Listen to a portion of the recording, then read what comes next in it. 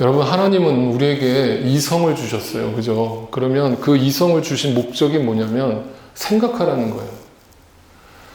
그러면 여러분, 믿는다는 걸 많은 분들이 착각하는 게 있다고 그랬죠. 무조건 덮어놓고 믿는 거라고 생각하는 분들이 있어요. 아니에요.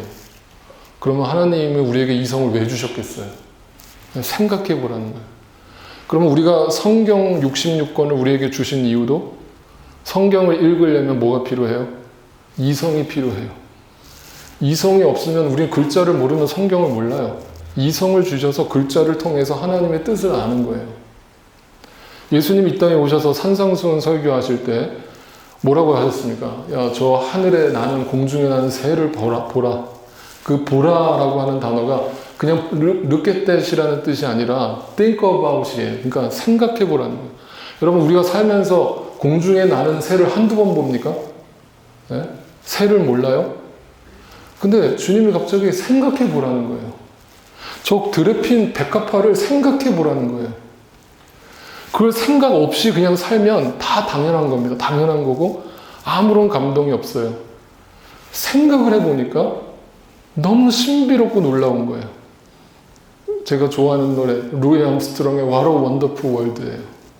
네, 생각하면 생각할수록 너무 아름다운 거예요. 그래서 오늘 한번 또 생각을 해보자는 거예요. 하나님 말씀을 생각해보고 이 세상의 이치를 한번 생각해보자는 거예요. 여러분, 그림 하나를 보여드릴게요. 인간이 만든 세상이 있고요. 하나님이 만든 세상이 있어요. 인간이 만든 세상은 이런 모습이죠. 우리는 이거를 도시라고 하고 문명이라고 합니다. 문명. 영어로는 civilization이라고 문명을 하는데 그 civil이라고 하는 뜻이 뭐냐면요. 뭔가 이롭게 하다. 뭔가 사람들에게 좋은 것을 주다. 이런 뜻이에요. 그러니까 문명을 만든 인간은 목적이 뭐예요? 인간을 이롭게 하려고. 인간에게 뭔가 혜택을 주려고 도움을 주려고 만든 세상이에요. 그게 문명이에요. 그럼 분명 좋은 목적을 가지고 만들었죠. 문명이. 그래서 우리에게 실제로 좋은 것도 있어요, 없어요? 있어요. 그죠? 여러 가지 의료 혜택을 받는다든지, 여러 가지 편의시설을 우리가 누린다든지, 이런 모든 것들은 문명의 혜택이에요. 그런데 총체적으로 한번 보자는 거예요. 총체적으로. 그리고 하나님이 만든 세상이 있어요. 자, 한번 비교를 해보자고요. 그런데 여러분, 본능적으로 우리는 어느 쪽이 더 행복해요? 어느 쪽으로 가면 더 행복해져요? 본능적으로. 나는 도시가 좋다. 너 하시는 분들 있어요? 도시가 좋다? 저는 맨하탄만 가면 머리가 어지러워요. 저는 맨하탄 정말 가기 싫어요. 웬만하면 안 나가요. 저 안 나간 지 벌써 한 코로나 이전에 나가고 안 나갔으니까 벌써 거의 3년 가까이 됐네요. 나가기 싫어요. 왜? 가면 그냥 답답해요. 근데 자연 속에 들어가면요. 너무너무 그냥 힐링이 돼요. 그냥 자체로 힐링이 돼요. 자, 생각해 봅시다. 생각해 봅시다. 인간이 인간을 이롭게 하려고 만든 문명. 그런데 그 속에 있으면 우울해져요. 스트레스를 받아요. 그것 때문에 외로워요. 그런데 아무것도 안 했는데 그냥 저 들판에 나가고 저 산속으로 들어가고 저 바닷가로 가면 그냥 저절로 마음이 편해져요. 그냥 힐링이 돼요. 그 자체로 힐링이 돼요. 그러니까 사람들이 휴가 가면 다 어디로 가요? 도시로 휴가 가는 사람도 있어요? 그럼 바보예요. 아니, 도시에서 평생 살던 사람이 또 도시로 휴가를 가요? 그러니까 애들하고도, 여러분 애들 키우는 부모님들도 맨날 디즈니랜드 막 이런 데만 가지 마시고 좀 자연 속으로 들어가면 좋겠어요. 자연 속으로. 그 자연의 맛을 좀 봐야 돼요. 그냥 신발 없이 한번 걸어봐야 돼요. 그냥 흙을. 그 감촉, 그 촉감, 그 맑은 공기 다 공짜예요. 근데 그것만 마시고 살면요, 저절로 사람은 치유가 돼요. 근데 이 인간이 만든 세상이 어떤 결과를 지금 만들어내고 있는 거예요. 요즘에 여러분 이게 전 세계적으로 유행이라고 그래요. 한국도 그렇지만 미국도 그래요. 사람들이요, 도시 문명 속에 살면서요, 수많은 사람들을 만날 것 같죠? 네? 인간관계가 넓어질 것 같죠? 안 그래요. 뉴스 보세요. 이렇게 나와요. 혼밥, 혼술 들어보셨죠? 이게 지금 젊은 사람들에서 유행이에요. 그래서 식당들이 요즘에 이거를 타겟으로 해가지고 어떻게 하는 줄 알아요? 예전에 막 테이블 4명, 5명 앉는 테이블이 있었잖아요. 식당 가면. 근데 요즘에 다 칸막이를 이렇게 해가지고 혼자 밥 먹는 거예요. 혼자 술 먹고 혼자 밥 먹고. 그런데 그런 데가 인기가 있어요. 사람들이 그런 걸 좋아해요.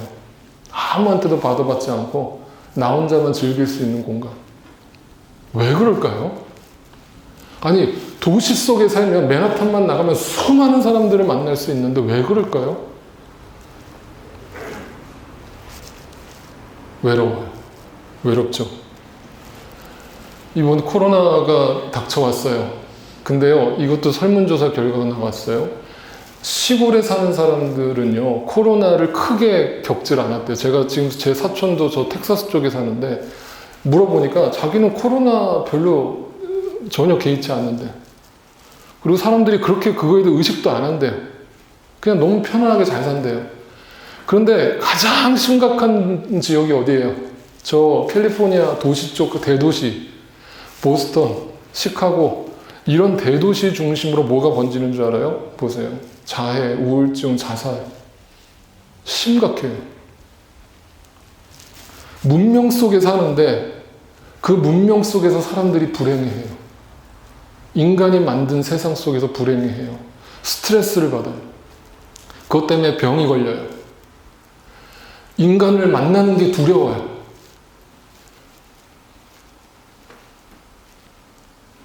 자, 그러면 이걸 어떻게 해석해야 될까요? 잘 보세요. 제가 지금 안 믿는 분들을 대상으로 이렇게 한번 설명을 해볼게요. 여러분, 인간은요, 본능적으로 아는 게 있어요. 내가 더 본능적으로 끌리는 게 있어요. 그건 우연이 아니에요. 모든 인간이 자연 속에 들어가면 왜 힐링을 받겠어요? 네, 성경은 그걸 분명히 말해요. 하나님의 피조물이기 때문에 그래요. 자, 성경을 봅시다. 요한복음에서 이렇게 얘기하죠. 태초에 말씀이 계셨는데 하나님이 곧 말씀이에요. 말씀, 로고스.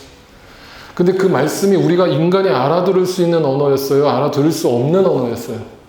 알아듣지 못하죠. 그냥 하나님이 로고스니까 우리 인간은 하나님을 몰라요. 그게 하나님의 말씀이에요. 근데 그 알지 못하는 하나님의 말씀이 태초에 이 세상 속으로 들어와서 이 세상을 뭘로 창조하셨어요?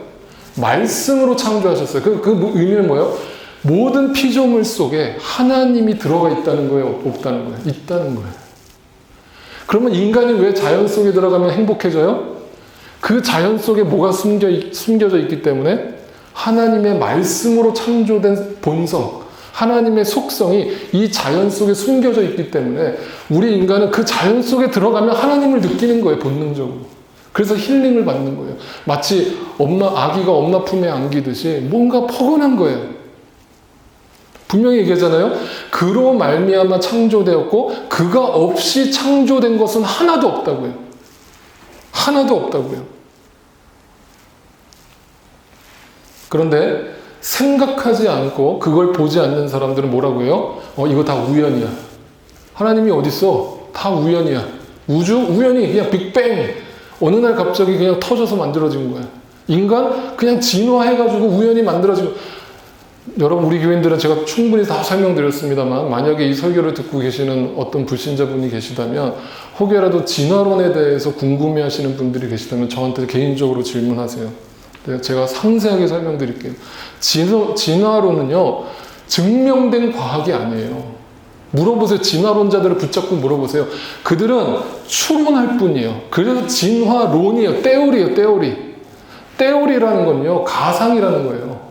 그럴 것이다 라고 그들은 믿는 거예요. 어떤 증거도 거기에서 나오지 않았어요. 그래서 창조도 우리는 성경을 믿기 때문에 창조를 믿는 것이지만 진화론자들도 과학을 믿는 거예요.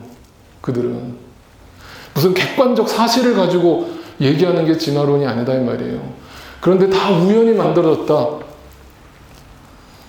하나님이 어딨냐? 이렇게 얘기하는데 로마서에서 사도 바울이 뭐라고 표현했어요? 로마서 1장 20절에 이 세상 창조 때로부터 하나님의, 잘 들으세요, 보이지 않는 속성이 어디 들어가 있다고요? 어디 들어가 있다고요? 이 만물, 우주 만물 속에 하나님의 속성이 들어가 있다는 거예요. 그래서 그 영원하신 능력과 신성은 사람이 그 지으신 만물을 보고서 깨닫게 되어 있는 거예요. 아, 이게 우연히 만들어진 게 아니라 하나님이 창조하셨구나라는 거를 우리는 본능적으로 알게 되어 있다고요. 그러니까 마지막 때에 주님이 우리 이 땅에 다시 오셔서 심판하실 때에 아, 나 주님 몰랐어요. 나 성경을 읽어본 적도 없고 아무도 나한테 복음을 전해주지 않았어요. 라고 핑계를 댈 수 없다고요. 복음이 전해지지 않았더라도 성경을 전해주지 않았더라도 우주 만물만 생각해봐도 공중에 나는 새를 보고 저 들에 핀 백합화만 생각해봐도 어떻게 이게 저절로 계절에 따라서 이게 자연적으로 폈다가 졌다가. 성경은 이처럼 분명하게 설명합니다. 그래서 이것을 여러분이 받아들이지 못하면 결국 우리는 세상 믿지 않는 자와 다를 바 없는 거죠. 그래서 성경 제일 첫 번째 창세기 1장 1절이 뭐로 시작하는 거예요? 태초에 하나님이 천지를 창조하셨다라고 선포를 해버리는 거예요. 선포. 그러니까 이거를 굳이 애써 설명하려고 하지 않아요. 그냥 이거예요, 여러분. 부모가 자식을 낳아놓고 너는 내 자식이야 라는 걸 구구절절히 설명을 해요. 내가 너를 어떻게 낳았는지를 설명을 해요. 그냥 너는 내 자식인 거예요. 그잖아요. 그냥 선포를 하는 거예요. 왜? 내가 낳았으니까. 그거를 구구절절히 설명할 이유가 있어요? 없어요? 없어요. 그냥 내 자식인 거예요. 내가 낳았으니까. 명백한 증거니까. 하나님이 그렇게 설명을 하는 거예요. 내가 창조했어. 우연히 만들어진 거 아니야. 진화된 거 아니야. 그런데 이 세상을 이렇게 설명하죠. 창세기에서는 천지를 창조하기 전에 이 세상이 어떠했다고요? 네, 혼돈하고 공허하고 어두웠다. 그러면 잘 들으세요. 이게 창조 전이죠. 창조 전이에요. 하나님의 말씀이 들어오기 전의 세상이에요. 그러면 이거를 이렇게 해석해야 돼요. 이게 세상이라는 본질이에요. 그죠? 하나님의 말씀이 들어와 있지 않은 상태, 하나님을 알지 못하는 상태가 뭐라는 거예요? 혼돈, 공허, 어둠이라고. 여러분 이거를 제가 헬라어로 뭐라고 그랬어요? 카오스라고 했죠. 카오스라는 게 무슨 뜻인지 아세요? 무질서하다라는 뜻인데 알지 못하다는 뜻인데 뭘 알지 못하냐면 이런 뜻이에요. 해석해 드릴게요. 어떤 것이 중요한 것인지를 모르는 거예요. 그게 카오스예요. 자, 이 인생이라는 게 우리에게 주어졌는데 80에서 100년을 우리가 살다가 가는데 그 인생을 사람들이 어떻게 알고 있냐면 그냥 먹고 즐겨. 야, 그냥 뭐 있어? 인생 뭐 있어? 그냥 즐기다 가는 거야. 이렇게 얘기하는 사람이 있는가 하면 어떤 사람들은 돈 하면서 사는 사람이 있고 어떤 사람은 자식 하면서 사는 사람이 있고 그게 카오스예요. 뭐가 중요한지를 모르고 인생을 사는 거예요. 그게 우리가 예수 믿기 전의 상태였다고요. 그러면 똑같아요, 여러분. 우리가 타락했다. 인간이 결국 선악과를 먹고 하나님을 배신하고 우리가 타락했다라고 말하는 그 타락은 뭐예요, 결국? 뭐가 타락이에요? 타락도 마찬가지. 다시 카오스로 돌아간 거예요, 인간이. 창조 전의 세상으로 돌아간 거를 타락이라고 그래요.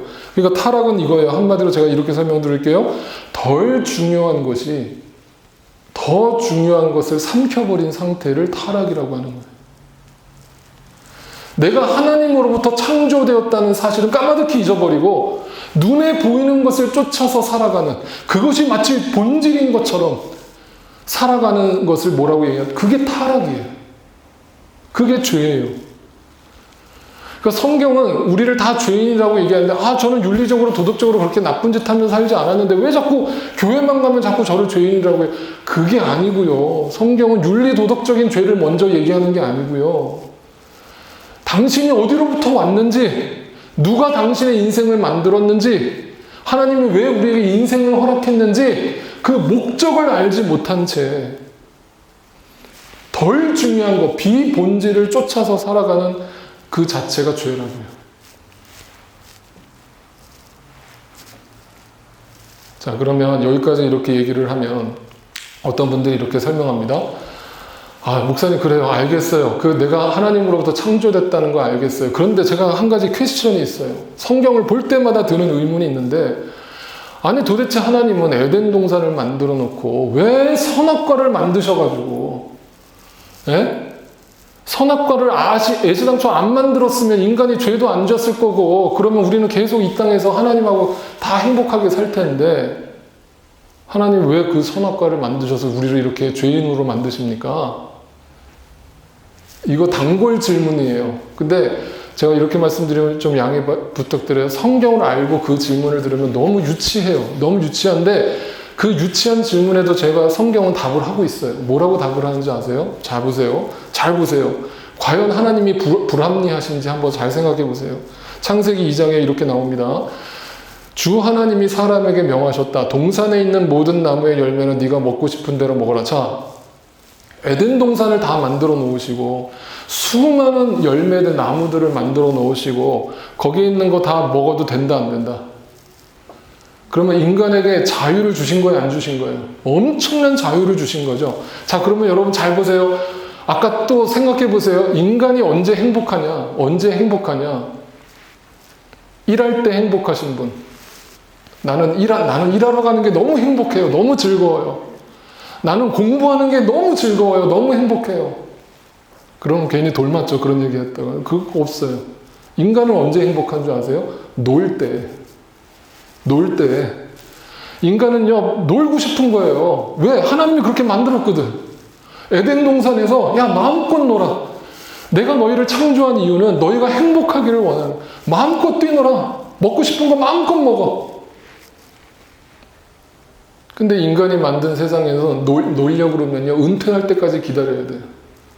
근데 은퇴를 하면 놀 수 있느냐? 은퇴하면 또 노후 걱정이, 노후 걱정이 돼가지고 또 맘 편히 발 뻗고 자지도 못해요.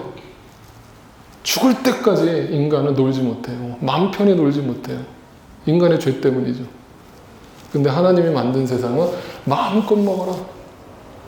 근데 예외가 있죠. 예외가 있어요. 그러나 항상 잘 들으세요. 이게 하나님의 원리예요. 하나님은 항상 우리에게 자유를 주세요. 야, 네가 마음껏 해. 이 세상에 있는 거 다 너를 위해서 내가 만든 거야. 맛있는 거 많이 먹고 좋은 거 많이 보고 맑은 공기 마시면서 행복하게 살아. 너무 걱정하며 살지 마. 무엇을 먹을까, 무엇을 입을까, 무엇을 마실까 염려하지 마. 내가 다 알아서 챙겨줄 테니까 행복해, 제발 행복해. 행복하게 살다가 와. 그런데 한 가지는 잊지 마라. 한 가지. 선악과. 그건 절대 먹지 마. 그걸 동산 중앙에다가 딱 심어놨어요. 왜? 잘 보이라고. 잘 보이라고. 저 구석에다가 심어놓은 게 아니에요. 중앙에다가 딱 심어놓고 아침마다 조깅할 때마다 그걸 보는 거야. 아, 선악과 맞아. 하나님이 먹지 말라고 그랬지. 아, 나는 하나님으로부터 태어났지. 아, 하나님이 나를 창조하셨지. 아, 이 자유, 이 은혜를 누리는 거 다 하나님의 은혜지. 근데 만약 선악과가 없었으면 여러분, 자유와 방종의 차이를 아세요? 영어로는 그게 구별이 안 돼요. 영어는 다 리버트예요. 자유, 방종. 근데 여러분, 한국말로 자유와 방종의 차이가 뭔지 알아요? 우리 젊은 분들은 스파이더맨이라고 하는 영화 보시나요? 우리 애들이 좋아해서 저도 보는데, 그 스파이더맨이라는 영화에 보면 유명한 대사가 나와요. 뭐라고 하냐면 Great power comes with great responsibility. 그러니까 위대한 힘에는 위대한 책임이 따른다. 다시 말하면 위대한 힘이라는 거는 내가 자유롭다는 거 아니에요? 근데 자유롭다라는 것은 반드시 책임이 따른다고요. 잘 들으세요. 잘 들으세요. 하나님이 우리에게 자유를 허락하셨을 때는 그것에 따른 책임, 너희가 어디로부터 왔는지는 절대 잊어버리지 마라. 그러나 선악과는 먹지 마라. 누가 말씀하셨어요? 하나님. 그게 뭐예요? 하나님의 말씀. 말씀이 누구예요? 하나님.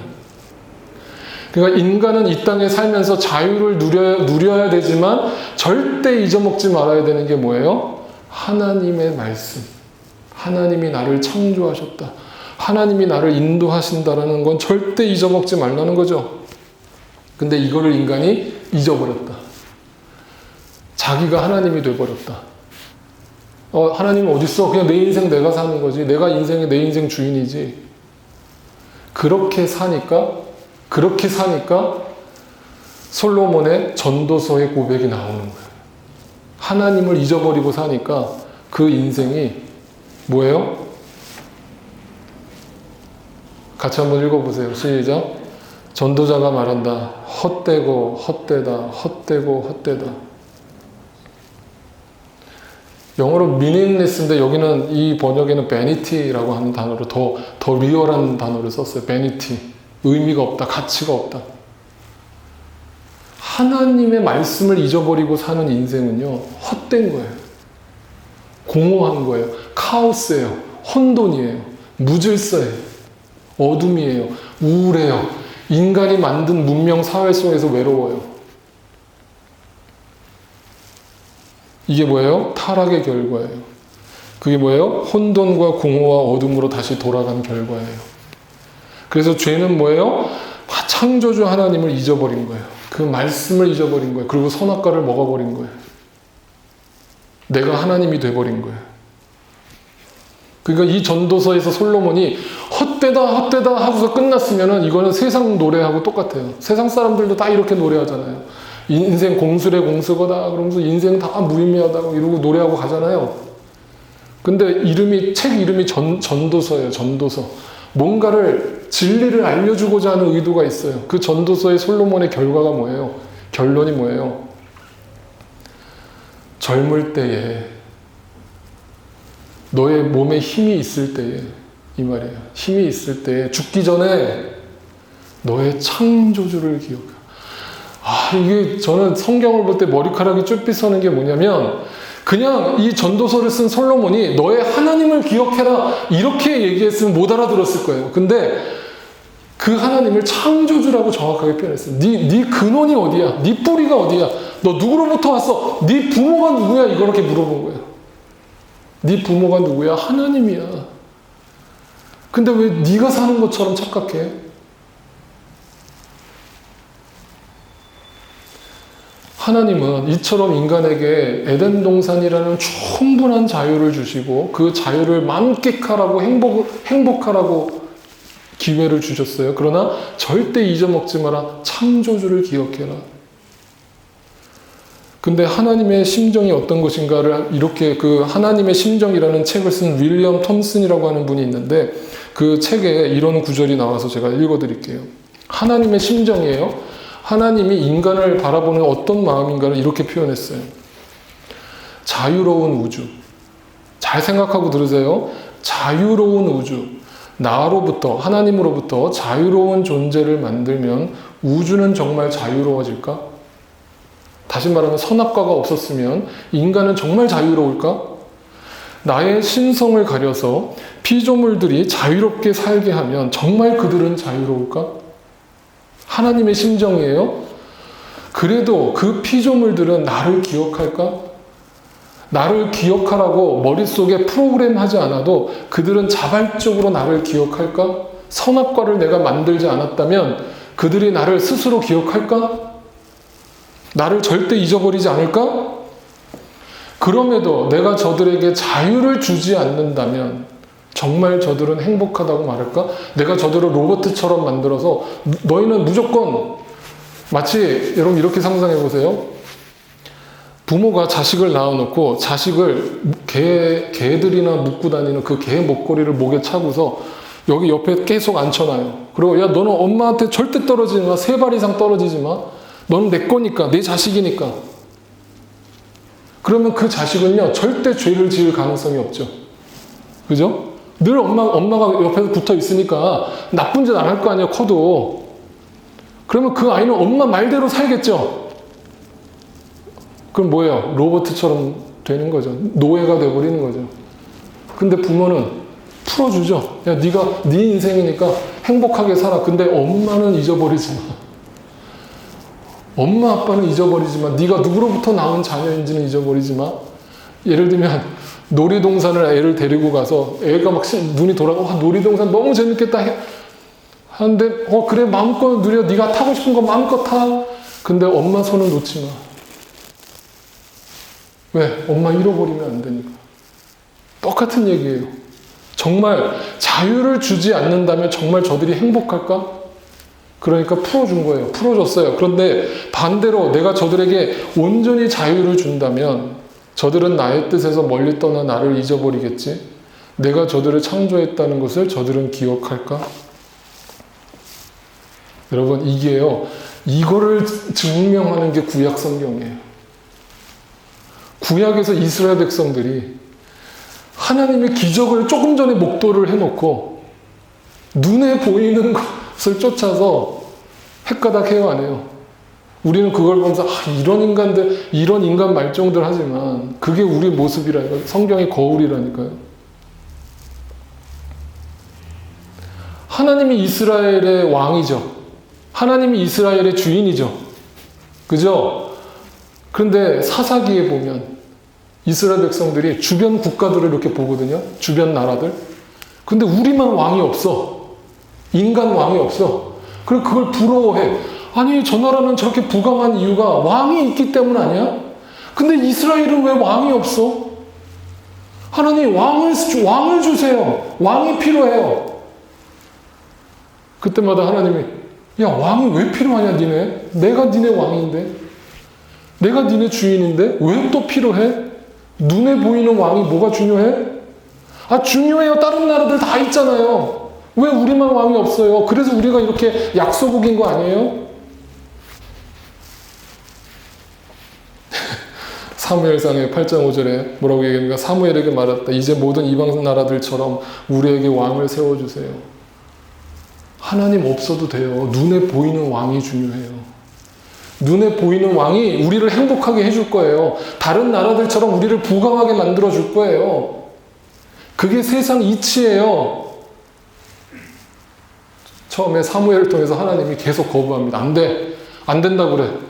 그러면 쟤네들 분명 나 잊어버릴 거니까. 나 잊어버릴 거니까 눈에 보이는 왕을 쫓아갈 테니까 안 된다고 그래. 사무엘아. 가서 안 된다고 분명히 전해. 사무엘이 몇 번을 가서 백성들한테 야, 내가 하나님 앞에 기도했는데 하나님이 안 된대. 이거는 절대 안 된대. 니네들이 나 잊어버릴 거래. 백성들이 난리를 칩니다. 마치 혁명을 일으킬 것처럼 난리를 쳐요. 사무엘을 죽일 것처럼 막 합니다. 그러니까 하나님 뭐라 그래요? 뭐라 그래요? 끝까지 안 된다 그래요? 네, 주님께서 사무엘에게 말씀하셨다. 너는 그들의 말을 받아들여서 그들에게 왕을 세워줘라. 이게 하나님이 좋아서 왕을 세워준 거예요. 하도 그거 없으면 죽겠다고 난리를 치니까 하나님은 다 알고 있으면서도 이들이 분명 나를 잊어버릴 거라는 걸 알고 있으면서도 허락해 준 거예요. 잘 들으세요, 여러분. 여러분, 이제 부모가 돼 보시면 이 하나님의 심정을 100% 알아요. 저도 조금 알게 됐어요, 이제는. 부모가 보는 시선이 있잖아요. 근데 애들은 애들이기 때문에 못 봐요. 부모가 보는 시선을. 그래서 부모는 자꾸 잔소리를 하게 돼요. 야, 너 그렇게 가면 안 된다. 엄마가 살아봤는데 너 그렇게 살면 힘들다. 너 그렇게 가면 살면 고생해. 근데 자식을 낳아보니까 그 심정이 느껴지는 거예요. 근데 자식이 이기는 부모 있다 없다? 네. 없어요. 부모는 알면서도 져줄 수밖에 없는 거예요. 그게 부모 사랑이니까. 그리고 뒤에서 눈물로 기도하는 거예요. 하나님, 분명 저 자식 저것 때문에 고생할 텐데. 엄마 말 안 들어서 저거 분명 나중에 후회할 텐데. 하나님이 붙들어 주세요 하고서 자식을 위해서 기도하잖아요. 그게 하나님 아버지의 마음이에요. 그래, 왕 줘버려. 저렇게 왕이 없다고 한번 줘버려. 어떻게 되는지 한번 보자. 여러분 잘 들으세요. 제가 이 얘기를 왜 드리는가? 오늘 탕자의 비유라고 알려진 누가복음의 15장의 이 이야기가 그 이야기를 하고 있어요. 우리가 다 탕자인데 탕자가 어느 날 그 아버지한테 와서 뭐라고 해요? 내게 돌아올 목. 그러면 이 아들은 지금 덜 중요한 것에 꽂혔죠. 아버지라고 하는 아버지와 나의 관계, 정작 중요한 그 아버지의 관계는 보지 않고 아버지의 재산이 보이는 거예요. 그러니까 덜 중요한 것에 꽂혔어요. 그걸 달라는 거예요. 내 몫을 달라는 거예요. 그럼 아버지는 분명 이걸 주면 얘가 무슨 짓을 할 거라는 거를 뻔히 보여요, 안 보여요? 자식 이기는 부모 있다, 없다? 없어요. 왕을 달라고 하니까 주는 거예요. 잘 보세요. 아버지는 살림을 두 아들에게 나눠줘요. 그럼 이렇게 얘기하는 거야. 아니 그 아버지 못된 아버지네. 아니 그 탕자가 방황할 거 뻔히 알면서 그 돈 가지고 도박하고 술 마시고 흥청방청 타락할 걸 뻔히 알면서 그걸 왜 주는 거예요? 네, 그걸 통해서 자신은 선악과를 먹을 수밖에 없는 존재. 나는 하나님 아버지를 잊어버릴 수밖에 없는 존재라는 것을 스스로 깨달을 때까지는 답이 없으니까. 그래서 우리에게 구약이라는 시간이 주어진 거죠. 인간에겐 답이 없다. 이해가 되고 계세요, 여러분? 자, 그렇게 몫을 챙겨가지고 비본질적인 거에 꽂혀가지고 결국 나갔어요. 어떻게 했어요? 어떻게 됐어요? 허랑방탕하게 살다가 다 탕진했어요. 자, 보세요. 탕진을 했어요. 우리는 보통 이 이야기를 자세히 읽어보지 않으니까 그냥 다 잃어버렸다 이렇게만 이해를 해요. 근데 성경은 명확하게 이렇게 설명합니다. 그 상황을. 탕진한 것뿐만 아니라 거기에 또 뭐가 일어나요? 흉년이 일어나요. 돈을 다 잃어버리는 순간 마침 그때 흉년이 일어나요. 그러니까 이제는 먹을 것도 없어진 거예요. 굶어 죽게 생긴 거예요. 이걸 뭐라고 그래요? 엎친 데 덮친 격, 설상가상이라고 해요. 여러분 꼭 안 좋은 일은 겹쳐서 일어나죠. 그러면 잘 보세요. 믿지 않는 사람에게 안 좋은 일이 계속 겹쳐나는 이유는 뭐예요? 성경은 이렇게 얘기하면 그게 하나님의 콜링이에요. 콜링이에요.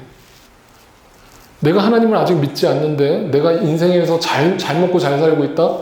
그거는 누구의 유혹이에요? 사탄의 유혹이에요. 근데 내가 하나님을 안 믿는데 자꾸 뭐가 일이 안 풀리고 자꾸 뭐가 막히고 뭔가 자꾸 고난이 계속 연속된다? 그래서 완전히 밑바닥까지 떨어진다? 콜링이에요. 강력한 콜링이에요. 믿는 사람에게는. 제가 지난 수요일날 설교했어요. 베드로전서 말씀 보세요. 믿는 자들에게 고난은 더 이상 고난이 아니라 특권이에요. 그건 나를 연단하시는 과정이에요. 내가 성숙한 믿음으로 나아가게 하시기 위한 하나님의 훈련이에요. 잘 보세요. 그런데 그 완전히 엎드러진 다음에 그가 비로소 뭘 깨달아요? 완전히 밑바닥까지 내려갔어요.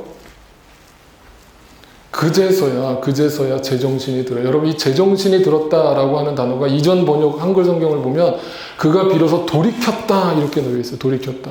회개했다. 그러니까 뭔가 생각을 바꿨다. 가던 길을 멈췄다. 이런 뜻이에요. 근데 뭘 생각했는지 잘 보세요. 여기 이것도 우리가 무심코 넘어가는 구절인데 잘 보세요.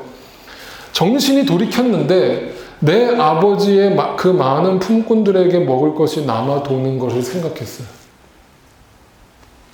그리고 나는 여기서 굶어 죽는 걸 생각해요. 그러면 그 회개가 일단은 온전한 회개라고 보기는 어렵죠. 목적이 뭐예요? 아버지의 사랑을 떠올린 게 아니라 아버지의 많은 재산, 아버지의 풍족한 그 삶을 부러워하는 그때가 좋았는데 이거예요. 그때가 좋았는데 내가 뭔가 잘못 선택했구나. 이 정도 수준에서 회개를 한 거예요. 온전한 회개라고 볼 수는 없어요. 여태까지는. 잘 보세요. 그런데 그래서 이제 벌떡 일어나서 돌아가야 되겠다고 아버지께로 가는데 여기서 감동적인 이야기예요. 그래서 이 이야기는 탕자의 비유라고 우리가 많이 알고 있지만 사실 엄격하게 따지면 탕자의 비유가 아니라 아버지의 비유죠. 아버지의 비유. 아버지의 사랑에 대해서 이야기하는 게 핵심이에요. 뭐라고 얘기합니까? 그 아버지가 아버지에게로 가는데 그가 아직도 먼 거리에 있는데 그 말의 뜻은 뭐예요? 그 아들을 누가 기다리고 있다? 아버지는 계속 그 집 앞에 나가서 everyday 그 집 나간 자식이 돌아오기를 오늘도 기다리는 그게 부모 마음 아니에요?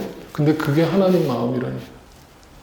근데 그 멀리서 아들인지 아닌지 잘 희미하게 보이지도 않는 그 아들을 그 아버지는 정확하게 알아보고 버선발로 뛰어가는 거예요.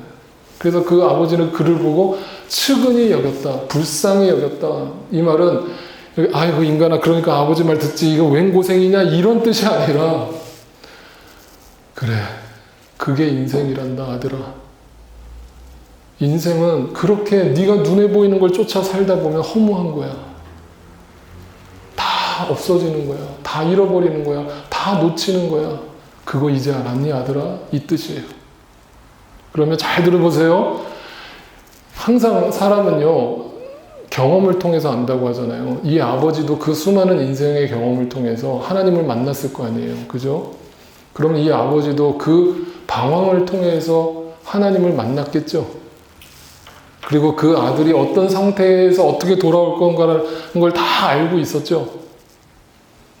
때로는 제가 목회자로 살아갈 때 영적으로는 제가 여러분의 부모, 영적으로는 아버지의 마음으로 여러분을 바라볼 때가 있는데 때로는 여러분이 방황하는 게 제 눈에 보일 때가 있어요. 저는 암소리 안 해요. 방황하는 게 보여요. 여러분의 신앙이 보인다고요. 여러분 아무리 아닌 척하고 앉아있어도 저는 보여요. 희한해요. 이 자리에 서면 보여요. 근데 저는 여러분을 위해서 그냥 기도해요. 왜? 하나님이 저를 그렇게 품어주신 것처럼 여러분을 그렇게 인도하실 거라는 걸 저는 알기 때문에. 그래서 이 자리에 지금 없는 사람들도 없다고 해서 끝난 게 아니에요, 여러분. 그분들을 항상 떠올리면서 뭐 해야 돼요, 여러분? 그 아버지의 심정으로 기도해야 되는 거예요. 그분들이 주님의 때에 결국 하나님, 그래서 저는 이렇게 기도해요. 하나님, 끝까지 가게 해주세요. 어설프게 회개하지 않게 저 밑바닥까지 가게 해주세요. 그리고 주님 만나게 해주세요. 제대로 만나게 해주세요. 저는 뒤에서 불쌍하게 보는 거죠. 불쌍하게 보는 겁니다. 달려가 그의 목을 껴안고 입을 맞춰요.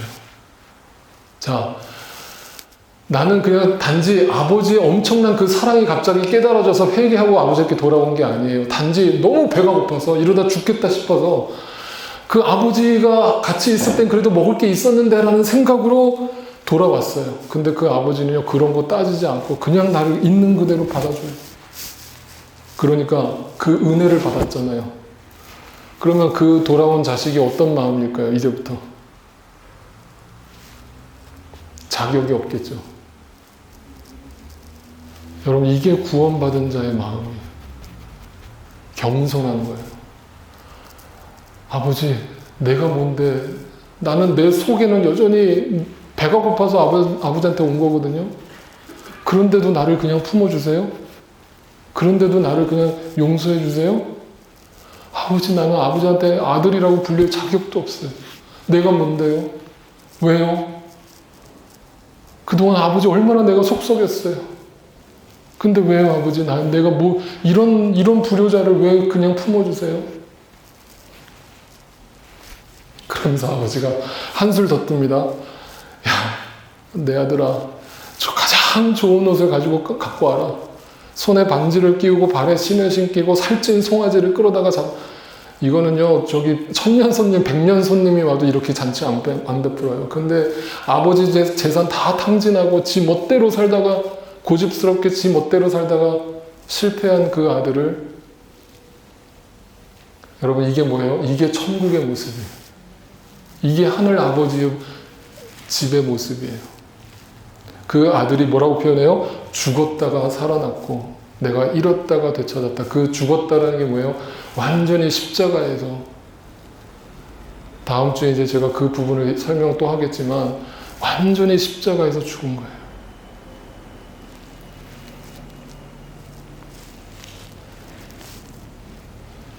여러분, 예수를 믿는다는 건 이런 거예요. 이 은혜를 맛본 사람, 이 은혜를 경험한 사람이 진짜 그 은혜를 알고 그 사랑을 알고 주님을 만나게 되고 주님을 전하게 되는 삶을 사는 거거든요. 여러분, 그 이어령 교수님이라는 분을 알고 계시죠? 저는 개인적으로 참 이분을 좋아했어요. 제가 어릴 때부터 이분 책을 많이 좋아했고, 한번 기회가 되시면 읽어보세요. 너무너무 정말 엄청난 분이에요. 천재죠, 천재. 근데 그 이어령 교수가 지난 2월 27일 날 이제 소천하셨어요. 이분은요, 정말 똑똑한 사람이에요. 천재예요, 말 그대로. 그래서 정말 타이틀이 많아요. 대한민국의 문학평론가이자 언론인이자 교육자이자 소설가이자 시인이자 또 정치가이기도 해요. 안 해본 게 없어요, 이분은. 정말 난 사람이죠, 난 사람이에요. 근데 이분은 아시다시피요, 한국의 지성을 대표하는 인물이에요. 지성하면 딱 이호령 선생을 떠올려요. 이분은요, 70평생을 살면서 예수의 근처도 안 갔던 사람이에요. 그리고 자기 딸이 예수를 열심히 믿는데, 너 미쳤다고 막 얘기를 한 거야. 너 미쳤어. 야, 너 그렇게 교회 열심히 다니지 마. 그거 다 그냥 종교인들 다 사기치는 거야. 야, 아빠가 공부를 많이 해봤는데, 야, 종교라는 거 다 인간이 만든 거야. 근데 그 딸이 이제 암에 걸려서 죽었죠. 그 목사님이 됐어요. 따님은 목사님인데, 이민아 목사님이 돌아가실 때 유언을 남겼죠. 그 딸이,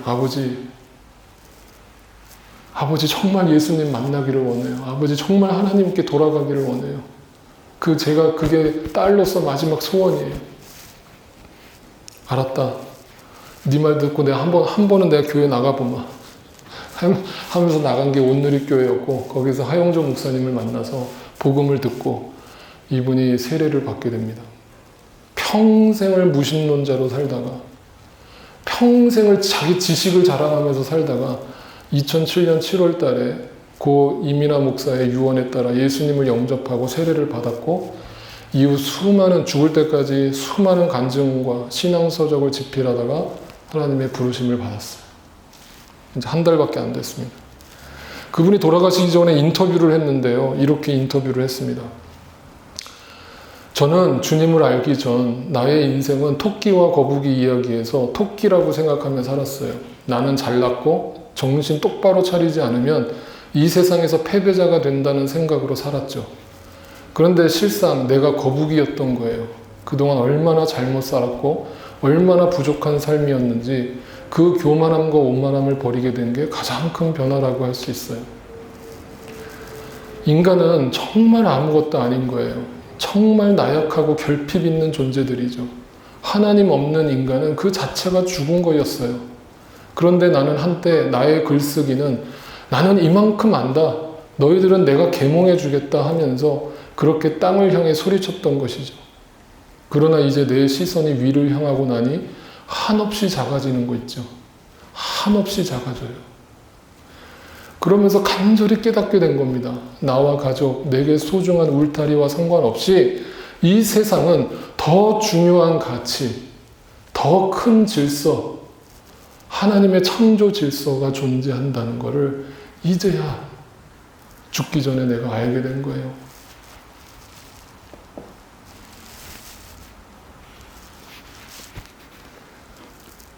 네. 그분이 쓴 시 중에 어느 무신론자의 기도라고 하는 시를 제가 예전에 한번 읽어드린 적이 있는데 다시 한번 읽어드리죠. 하나님, 나는 당신의 제단에 꽃 한 송이 촛불 하나 올린 적이 없으니 날 기억하지 못하실 겁니다. 그러나 하나님, 사람이 너무 적적할 때 아주 가끔 당신 앞에 무릎을 꿇고 기도를 드린 적이 있습니다. 사람은 별을 볼 수는 있어도 그것을 만들 수는 없습니다. 바람개비를 만들 수는 있어도 바람이 불지 않으면 아무 소용이 없습니다. 하나님, 제가 지금 당신의 제단 앞에 엎드려 기도하는 까닭은 별을 볼 수는 있어도 그것을 만들지도 다 셀 수도 없기 때문입니다. 하나님, 그저 작은 소원 하나 있다면 이 깜깜한 밤하늘 같은 내 가슴 속에 반딧불만한 작은 별 하나 밝혀주신다면 내 가난한 말들을 모두 당신의 제단에 바치겠나이다. 좀 더 가까이 가도 되겠습니까, 하나님? 당신의 발끝을 가린 성스러운 옷자락을 이 때 묻은 손으로 조금 만져봐도 되겠습니까? 그리고 이 손으로 저 무지한 인간들의 가슴 속에도 풍금소리 울리게 하는 한 줄의 아름다운 생명의 시를 쓸 수 있도록 허락해 주시겠습니까?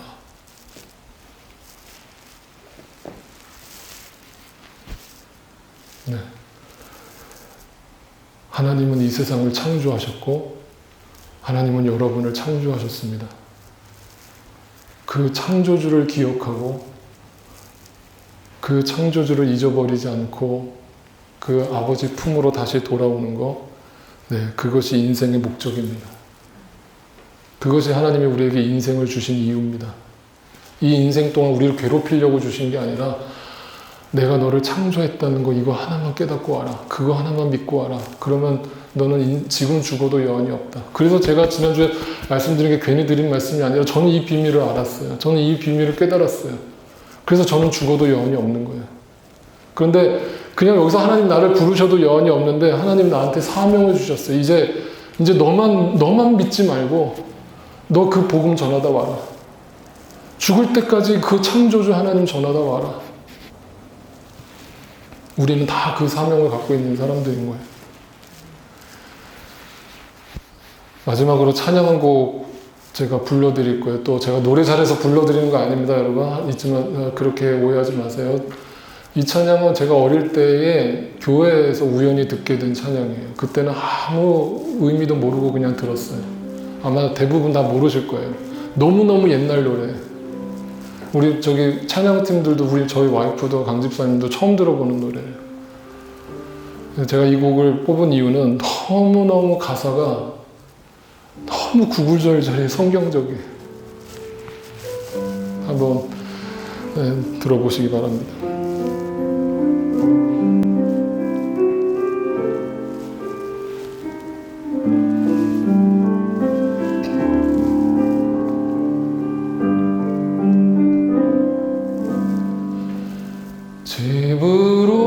집으로 가자, 집으로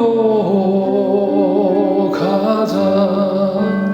이런 눈물 흘리지 않는 곳. 집으로 가자, 집으로 가자. 내 아버지 기다리시는 그곳에. 안녕 친구여, 곰곰이 생각해봐. 그대는 지금 자유로운지.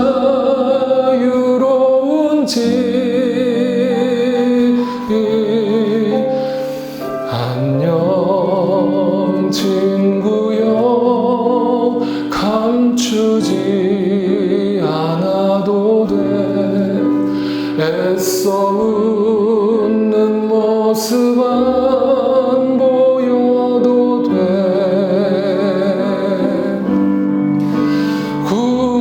구원받은 몸이라 안심하고 있었나. 끊임없이 생기는 어두운 죄 감춰둔 채 의인은 믿음으로 살리라 하셨는데. 친구 넌 그 뜻을 진정으로 아는가. 집으로 가자, 집으로 가자. 어두운 죄로 아파하지 않는 곳. 집으로 가자, 집으로 가자. 내 아버지 기다리시는 그곳에. 하나님이 창조하신 우주 만물을 통해서 우리는 본능적으로 느낄 수 있습니다. 내가 돌아가야 할 곳이 어딘지. 주님이 우리에게 들려주신 성경 66권의 말씀을 통해서 우리는 더 분명히 알 수 있습니다. 내가 돌아가야 할 곳이 어딘지. 하나님 아버지가 보내주신 하나님의 아들 예수 그리스도를 통해서 우리는 분명히 알 수 있습니다. 내가 돌아가야 할 곳이 어딘지. 이제 돌아갑니다. 창조주를 기억하고 이제 아버지께로 돌아갑니다. 그동안 덜 중요한 것에 미쳐서 인생을 허무하다고 불평하고 원망하면서 살던 그 지난 삶을 청산하고 이제 정말 중요한 것이 무엇인지 분명히 보았기에 알았기에 돌아갑니다. 이 설교가, 이 말씀이 필요한 영혼들이 있습니다. 주님 그 영혼들에게 주님의 음성으로 듣게 하여 주셔서 주님께로 온전히 돌아오게 되는 구원의 역사가 일어나게 하옵소서. 이미 주님의 부르심을 받고 아버지의 품에 돌아와 안긴 주님의 자녀라면 그 하늘 아버지의 심정을 알고